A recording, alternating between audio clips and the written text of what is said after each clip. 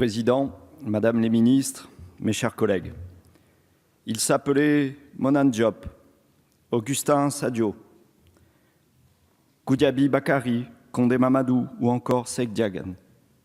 Ces noms sont ceux des tirailleurs sénégalais du 25e régiment de tirailleurs, exécutés en juin 1940 par la division SS Totenkopf de l'armée nazie en route vers Lyon.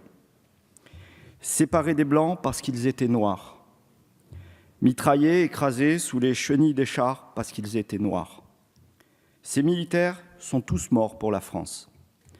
Leurs corps reposent dans la nécropole nationale du Tata sénégalais de Chasselet, au nord de Lyon, où je me suis rendu encore il y a quelques semaines.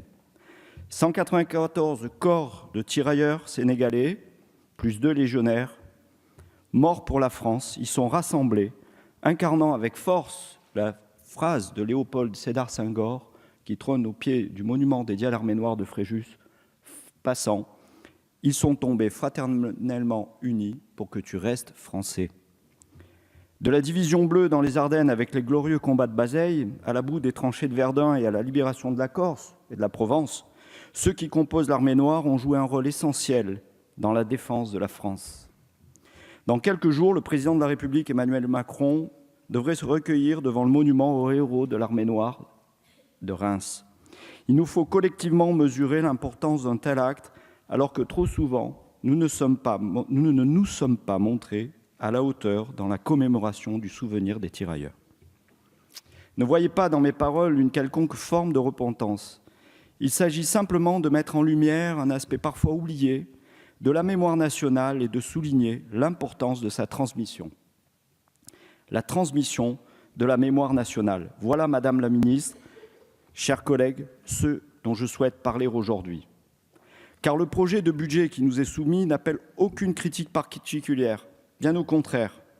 Élargissement du bénéfice de la carte du combattant aux militaires français déployés en Algérie de 62 à 64, que nous avons tous voulu sur ces bancs, mais que vous, Geneviève Darrieussecq, avez obtenu.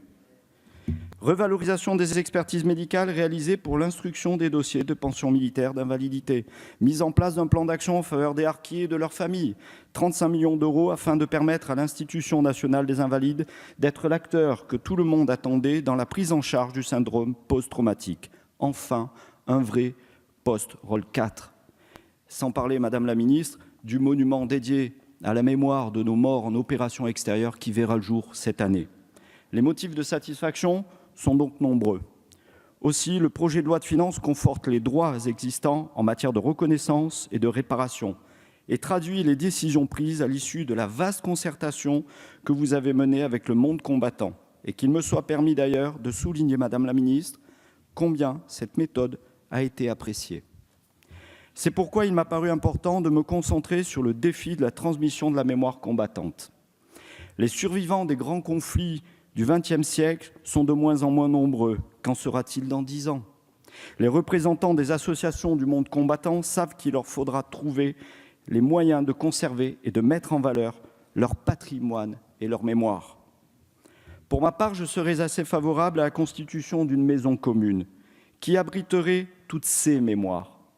J'emploie le pluriel à dessein, car il faut préserver, c'est bien la diversité de la mémoire combattante, reflet de la variété des engagements, des combats et des souffrances. Cette maison commune, certains de nos anciens l'appellent de leur vœu. Sachons les accompagner dans ce mouvement. Office, fondation, association, tous les fagnons derrière un même drapeau.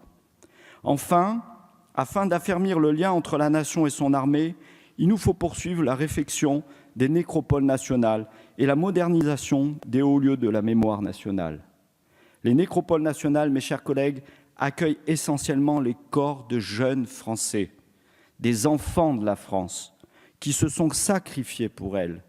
Or, face au sacrifice de la jeunesse, nul ne peut demeurer indifférent. Sans oublier les musées des armées, y compris les musées d'armes, moins connus, mais détenteurs de collections d'une richesse exceptionnelle.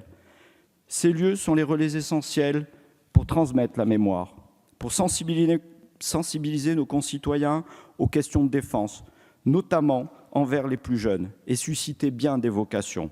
Mémoire des conflits, jeunesse, comment ne pas aborder l'impérieuse nécessité de conforter le vif intérêt des jeunes, de tous les jeunes, pour la mémoire. Il y a aussi un enjeu de cohésion nationale.